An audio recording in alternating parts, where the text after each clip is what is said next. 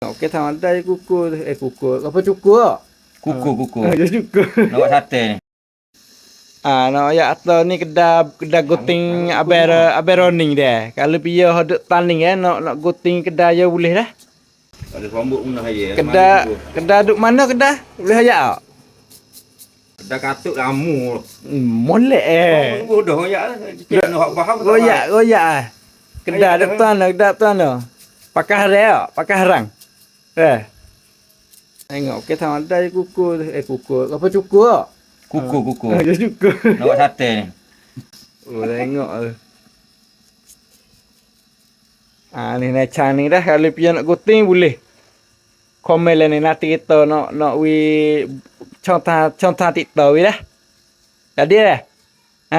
Necang. Jadi. Boleh. Alih. Ni dah kedai ni. Tengok kedai romantik lewat dia. Kalau pian nak goting boleh ada.